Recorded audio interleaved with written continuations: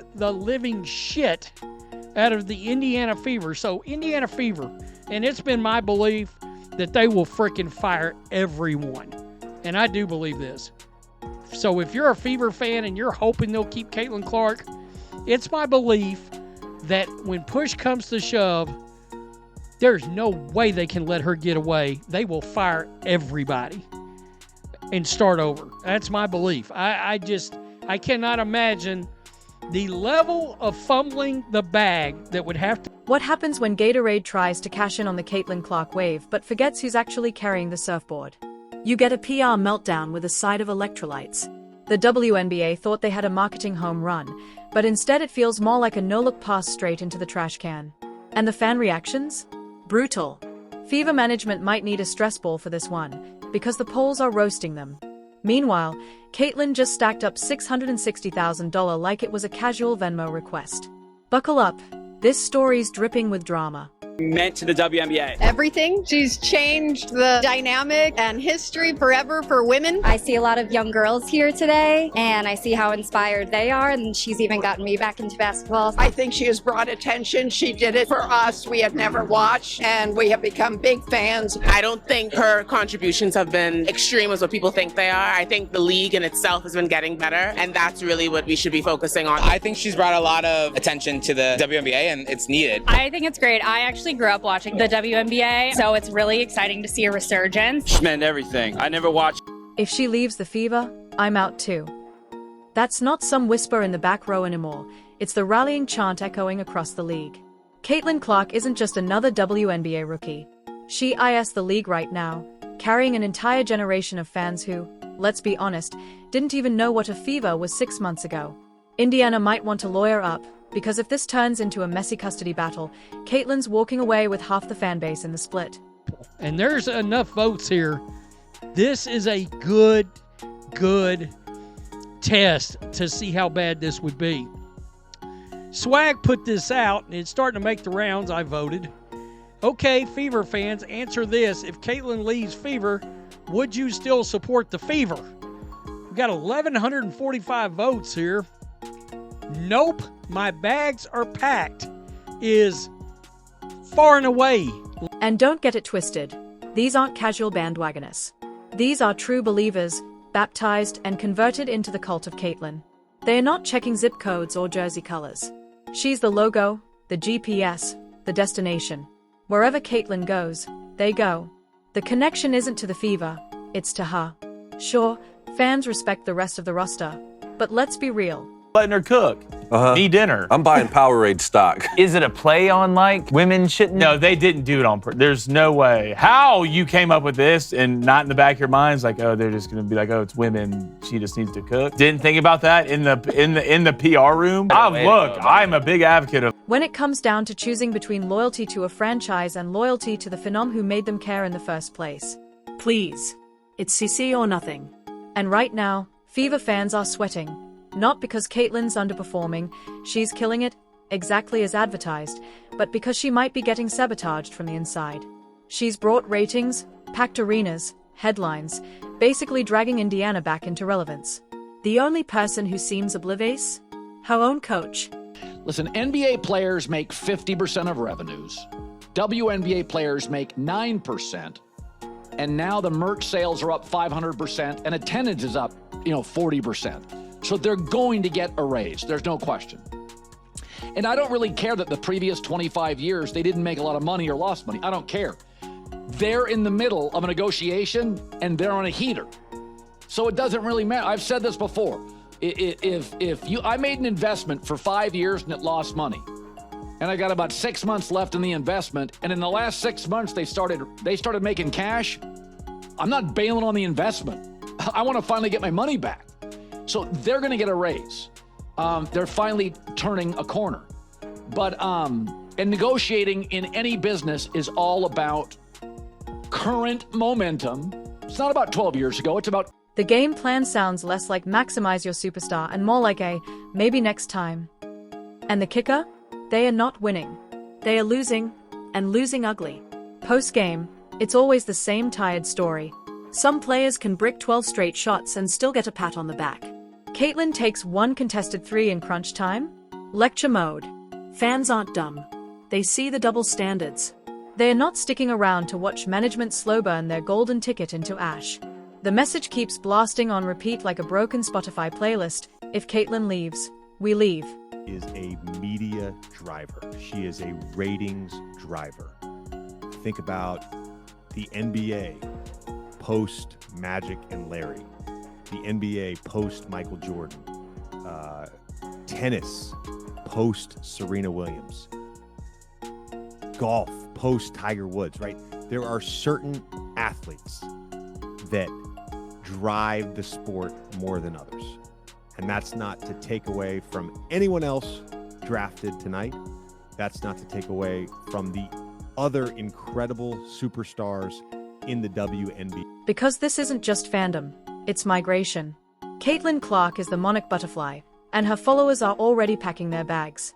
They don't care if her next stop is New York, Vegas, or some expansion team named after toilet paper. Wherever she plays, they are showing up. And it's not because of slick league promos or hashtags. It's because one Iowa kid with Curry-level range and charisma made women's basketball must-watch TV. Ignoring that is like paving over a diamond mine to build a parking lot. Fever management needs to wake up before the investors and the fans revolt. Don't bother me. But why do you take a shot at the golden goose, Caitlyn Clark? You guys were flying before she arrived on one of those airlines that made you pay for a cup of water. One of those airlines that is the planes are the color of a highlighter. Now you're flying private. Okay, if you're in a band and you're staying at the Motel 6 and you add a band member and now you're at the Ritz-Carlton, keep your issues to yourself. And here's the sinister part. It's starting to feel intentional. Like someone behind the curtain decided, keep the rookie humble. Don't let her shine too bright. So veterans get touches, even when their stats look like lottery odds, while Caitlyn gets parked in the corner. The fan base is shouting, let her cook, but every time the kitchen heats up, someone yanks the pan away. Add intense presses, icy body language, and bizarre late-game calls, and fans are furious. You can't plaster Caitlyn's face on every ad campaign, sell her as the future of the league, then treat her like a decoy when the ball goes up. That's not development, it's sabotage. If she bounces, the WNBA risks the biggest fan walkout since cable TV got replaced by streaming. One day, it's sellout arenas. The next, crickets and Ninja Warrior reruns pulling better ratings. 23. I'm going to pass on that question, actually. WNBA star Caitlyn Clark is transforming women's sports. She fills arenas night after night, and her games have smashed TV viewership records. And if you watch Clark play, well, it's not hard to figure out why. She makes deep three-pointers look easy. And like all stars, wants the ball. And make no mistake, this isn't idle talk. Fans are already scouting her next landing spot. Group chats, relocation maps, Zillow tabs, people are preparing for Caitlyn's next chapter like it's a presidential election. Watch parties are being planned in cities she hasn't even touched yet. Because these fans aren't attached to a logo, they are attached to her. Indiana didn't attract them. Caitlyn did. And if Fever management thinks this loyalty is negotiable, they are in for a rude awakening. Because Caitlyn Clark isn't just a player to them. She's the product, the franchise, the brand. Without her, Indiana goes back to being a box score footnote. With her, any city she touches becomes the epicenter of women's basketball. It's like something where if you are a star in the WNBA like Caitlyn Clark, she's probably one of the few people that anybody you can mention to somebody that knows sports will know Caitlyn Clark. Yeah. She's getting a ton of deals. Coke, Gatorade, you name Nike deals. Now, I know a lot of the other players, like if you're the 12th person on the team, you're probably not making that much money, but I just feel like coming out like this, what are they going to bargain with? What is their like thing they're coming with that's going to change their salary? And that's what I was trying to figure out. I couldn't understand because they're already rev sharing. The NBA already gives them money, compensates for the loss they make every. So no, fans aren't being emotional. They are being practical. They gave the Fever their time, money, and attention because of Caitlyn. And if she's gone, so are they. This isn't about a trade. It's about survival. Caitlyn's not a side character, and trying to minimize her is a self-inflicted wound. Lose her, and it's not just a setback, it's an extinction-level event for this franchise. Stephanie White's entire approach looks less like develop the superstar and more like micromanage her into irrelevance. And honestly, fans aren't buying it anymore.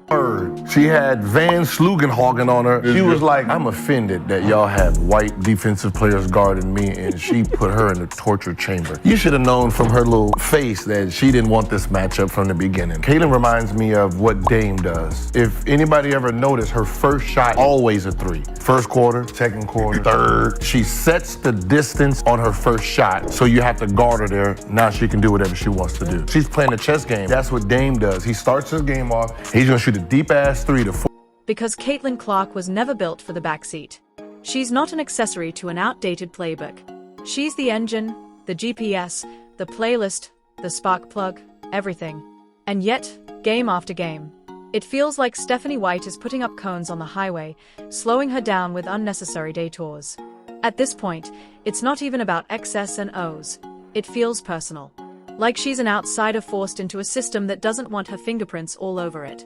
But here's the twist. Caitlin isn't just cooking the meal, she's paying the rent, stocking the fridge, and somehow still being told to stay in her lane. That's not strategy. That's straight resistance. WNBA before Caitlin Clark and the WNBA after Caitlin Clark. Describe these two worlds. Oh, entirely different. 180, you know. The WNBA before started in 1997, the year after the Atlanta Olympics, and was launched into a time when women's sports was still not taken seriously by a lot of, people. Some of those same guys now, if we want to talk about before and after, some of those same guys, or guys like them, are the ones buying the 22 jerseys, wearing them to games, Major, but also to the grocery store and to the gas station.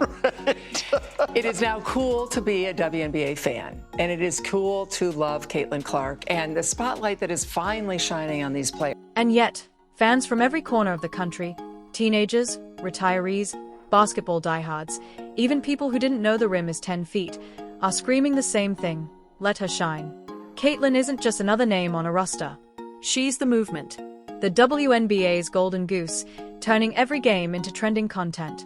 If marketing had its way, she'd be live streaming her morning coffee. But on the court, half the time she's treated like a background character.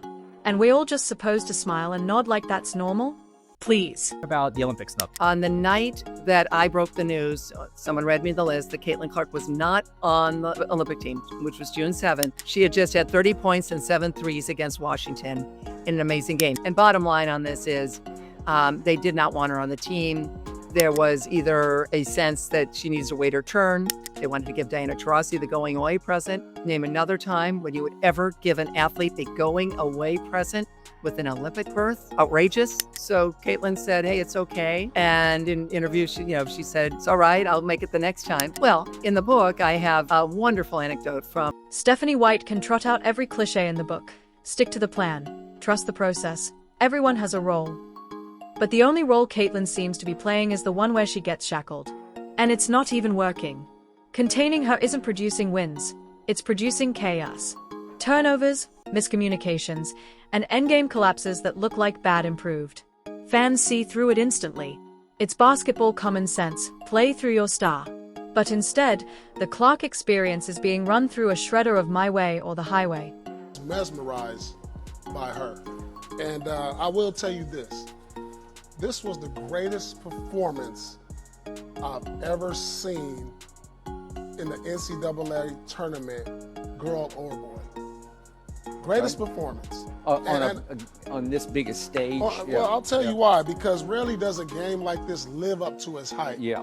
Rarely do you have the two superstars play like superstars, because you got to understand the scout report is geared to stop you. All the hype coming into this is going to be people who've never watched a girls' basketball game watched. A lot of people. And let's be real, that'd be fine if White's Way actually produced championships. But it hasn't. It's producing blown leads and fan meltdowns simultaneously. Mid-season, the storyline is obvious. Caitlin didn't join a team ready to elevate her. She joined a system trying to shrink her. But here's the twist. Caitlin Clark isn't just a player. She's a revolution. Revolutions don't wait politely. They take over. They break through walls. And if Indiana doesn't wise up soon, they'll be reduced to a trivia question in her documentary. Maybe White never wanted Caitlyn. Maybe she wanted someone safer, smaller, easier. But she got a phenom. A lightning strike in sneakers. And no game plan in the world can stop what's coming. Caitlyn Clark isn't waiting for permission anymore. She is the permission. The only question left, will Indiana embrace it, or keep dimming their only light?